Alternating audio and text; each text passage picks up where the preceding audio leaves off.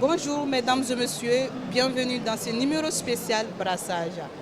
Nous sommes au Salon international du livre d'Alger, précisément dans le stand réservé à Ifriqiya FM. Aujourd'hui, nous allons parler de la littérature, de l'histoire, de l'écriture africaine. Avec moi, l'historien Jean-Noël Loukou. Bonjour. Bonjour madame. Et mon collègue Hassan Arab. Bonjour. Bonjour, bienvenue à tous. Nous allons parler de l'impact de la technologie sur la littérature africaine.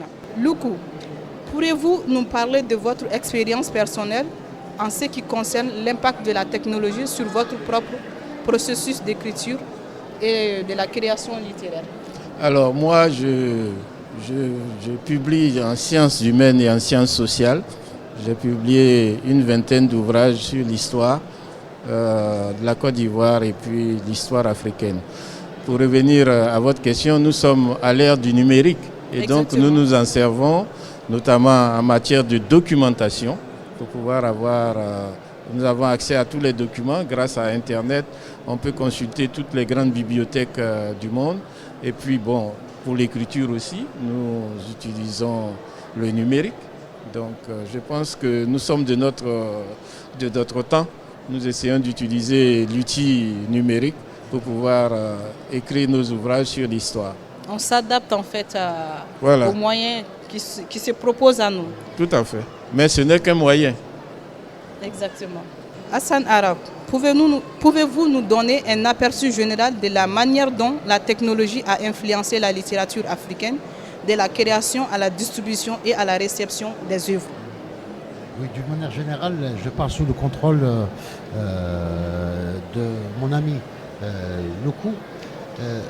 L'évolution de l'édition numérique en Afrique reste à la traîne, je pense, parce que cette production, que ce soit littéraire ou bien les livres qui concernent les sciences humaines ou bien les livres qui concernent les sciences qui sont produits par les Africains, ne sont pas placés au niveau des plateformes internationales. C'est vrai qu'il y a des gens qui publient ailleurs, il y a des Africains qui publient ailleurs.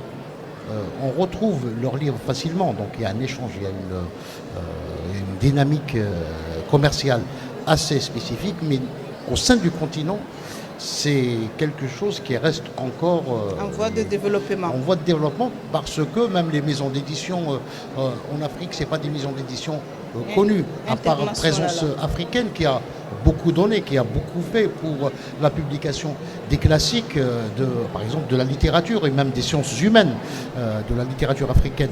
Je pense donc à qui Zerbo, par exemple, c'est l'historien de l'Afrique, c'est lui qui a entamé un travail, une approche africaine de l'histoire de tout le continent, n'est-ce pas, tout à fait, monsieur Loukou? Tout à fait. Moi, je pense que bon, l'Afrique est en retard dans de nombreux domaines, y compris celui de la révolution numérique. Oui. Et je pense que les Africains doivent tout faire pour ne pas rater la révolution numérique comme ils ont raté la révolution industrielle. Ouais. Et pour en revenir au cas du livre, la plupart des éditeurs maintenant, c'est le numérique. Oui. C'est le numérique. À partir de là, vous pouvez vendre, vous pouvez également faire du tirage à la demande. Donc le numérique offre beaucoup de possibilités. Et je crois que les éditeurs africains doivent s'y mettre. Dans le cas de notre maison d'édition, nous sommes en train de mettre en place une imprimerie numérique justement pour faire nos ouvrages. Pouvez-vous nous rappeler juste le nom de votre... Édition FHB, c'est-à-dire édition de la Fondation Houphouët-Boigny. D'accord. En Algérie, par exemple, nous avons les éditions APIC qui sont spécialisées dans l'édition des livres africains, mais de toute la littérature, la philosophie, la sociologie du Sud, donc de tous les pays des Sud, qui a une expérience depuis 20 ans en Afrique. Donc ils participent, par exemple, aux salons internationaux, donc du Mali, par exemple. Il est en contact avec les maisons d'édition de Côte d'Ivoire. Parce que la Côte d'Ivoire, c'est un pays particuliers, parce qu'il y a une dynamique du livre. Il y a une industrie du livre en Côte d'Ivoire qui est très développée. Et nous avons un salon qui s'appelle SILA aussi, Salon international du livre d'Abidjan, qui a lieu tous les ans. Vous étiez au courant de ça? Oui, je disais que c'est grâce à cette maison d'édition algérienne qui connaît bien, donc qui a l'habitude de prendre part à ces salons. Mais le numérique reste à la traîne. Par exemple, les livres de M. Lecou, on ne les retrouve pas facilement en Algérie. Donc il y a un problème également d'échange sud-sud, n'est-ce pas? Quand on parle de l'édition, quand on parle de tous les problèmes éditoriaux. Voilà, est-ce qu'on ne devrait pas mettre en place des vagues de sensibilisation dans ce sens-là pour mettre justement en avant ces maisons d'édition? Je ne pense pas, ce n'est pas une histoire de sensibilisation. C'est une histoire de volonté, d'abord politique, économique, des États, peut-être de l'Union africaine, c'est-à-dire de réfléchir. Il y avait présence africaine, quand il a été mis en place, c'était justement pour jouer ce rôle de vulgariser tout ce qui est produit en Afrique. Mais présence africaine, elle a besoin d'argent, elle a besoin de soutien. Financement, d'être soutenu. Oui. Vous avez effectivement raison. Si on parle de promouvoir, de mettre en avant tout ça, ça ne peut se faire que par le moyen financier. Je me retourne vers M. Lecou. Nous entendons souvent parler de l'influence des médias sociaux sur la promotion des œuvres littéraires. Pourriez-vous nous en dire plus à ce sujet? Alors oui, les médias sociaux sont un très bon instrument. Ma fondation est sur tous les médias sociaux. Nous avons également un site internet en français et en anglais. Et donc, c'est un bon instrument pour vulgariser, pour faire connaître les œuvres. Nous avons même une librairie numérique. Vous pouvez acheter nos ouvrages par internet et par carte bancaire. Donc, je pense que sur des sites. Sur des sites. On a un site. Oui. Vous pouvez nous donner le nom? C'est Fondation Félix Houphouët-Boigny FHB.org. D'accord. Les auditeurs, donc vous avez la possibilité d'acheter ces livres-là sur leur site. Tout à fait. Oui. Quelles sont les tendances émergentes que vous observez dans la littérature africaine en relation avec la technologie? Et quels conseils donneriez-vous aux écrivains? C'est trop dire de donner des conseils aux écrivains parce que on dit que d'une manière générale, les écrivains, les poètes, ils sont toujours en avance au niveau de la société. Ils constituent ce qu'on appelle l'avant-garde. Ils sont toujours des porteurs de lumière, de paix. Donc ils sont en avance par rapport à nous. Toutefois, il y a une génération d'écrivains qui est dynamique, qui fait un travail intense, qui honore non seulement leurs pays africains, mais qui honore pratiquement tout le continent africain. Il ne faut pas oublier qu'il y a un éveil sur tous les plans en Afrique. Et en littérature, c'est un éveil particulier. Pas loin que l'année dernière, le prix Nobel de la littérature a été... Tanzanien. La Tanzanie. A été attribué à la Tanzanie. Donc, et ça ne peut que connoter les efforts qui sont en train qu'on constate au niveau de tout le continent. Il y a des actions en cours. Bien sûr, il y a des écrivains au Congo, il y a des écrivains en Côte d'Ivoire, mais au Sénégal, au Mali, etc. Il y a une nouvelle génération qui essaye. C'est vrai que c'est une littérature qui a vu le jour dans un contexte difficile, celui de la colonisation. Donc cette littérature, même celle d'aujourd'hui, elle est quand même façonnée, elle est marquée par cette période douloureuse du continent, mais c'est des écrivains qui ont réussi à transcender. Donc ils ont une démarche en quelque sorte éclectique, celle de dépasser cet ancien conflit colonisé et colon. Donc ils ont orienté leur écriture vers l'avenir de l'Afrique, le développement de l'Afrique, les rapports humains entre les Africains. Donc là, et je voudrais qu'on rende un hommage aux femmes. africaines, aux écrivaines africaines qui ont vraiment marqué le renouveau de cette littérature-là. Des écrivaines puissantes telles que la Nigériane Ngozi, les Camerounaises Leonora Miono, Kalice Biala qui est présente. Elle est l'invitée d'honneur du salon, voilà, justement, et donc, je rappelle. ces écrivaines ont renouvelé les thématiques. On ne parle plus seulement de la colonisation, on parle des problèmes actuels, des problèmes aussi des femmes. Il y a une Camerounaise, une jeune là, qui a publié le problème des mariages forcés et tout ceci. Donc c'est vraiment plus la thématique de la colonisation. Au sujet tabou. Voilà. On touche aux sujets qui ne sont pas sollicités et on essaye de sensibiliser dans ce sens-là. Donc maintenant, Loukou, comment la technologie a-t-elle influencé le choix des thèmes que vous abordez dans vos œuvres? Les œuvres sont assez techniques, puisqu'on parle d'histoire, etc. Mais on utilise pour le mieux la technologie pour pouvoir non seulement avoir la documentation, mais pour pouvoir illustrer les ouvrages, etc. Donc, c'est plus en histoire, c'est plus l'accès aux archives, voilà, à la documentation qui se fait plus facilement.